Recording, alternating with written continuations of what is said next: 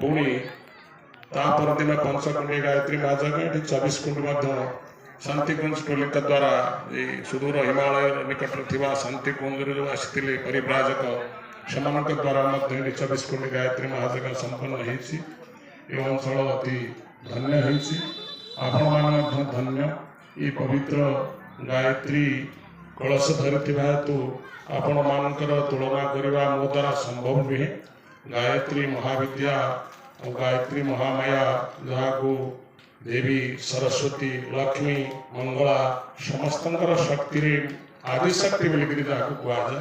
से आदिशक्तिर आवाहन आपण मैंने कलश माध्यम माँ कलश को छोटियाटे कथा बोलिक धरा जाए भाई आम कहते कलश को साधारण कलश भावतु ना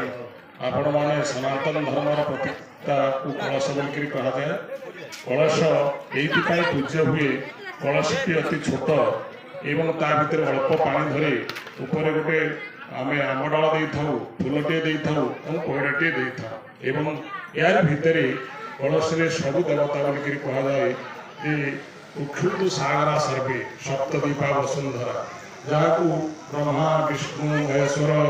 शत सागर समस्त दीप पृथ्वी जिते देवता अच्छा सबु देवता कलशर थी कथा प्रशंसनीय वर्णना वेदशास्त्र से कलश को सर्वाद्य पूजा बोलिक कह जाए। सर्वप्रथम आम कलश यात्रा कर मन थी जो मैंने अति वयस्क लोक अच्छा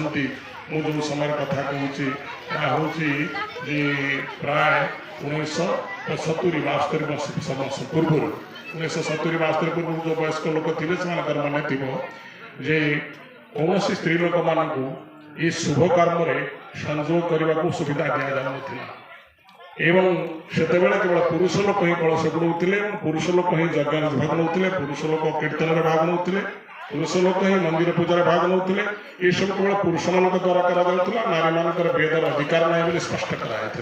परम पूज्य गुरुदेव वेदमूर्ति तपनिष्ठ पंडित श्रीराम शर्मा आचार्य जो युग निर्माण योजना आरंभ कले से स्पष्ट उल्लेख कले जे 21 शताब्दी माँ मानकर युग हम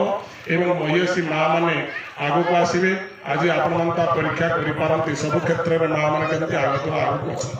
एवं से समय आम मैंने बहु कष्ट स्वीकार कर माँ मान भौण मान डाकिक कलश धरईचु बुझेचु एवं यज्ञ से प्रत्यक्ष भाव अंशग्रहण कर आगुरी जो कुंड यज्ञ होता से केवल ब्राह्मण भाई मैंने आहुति करती आम मैंने खाली पाखे जाए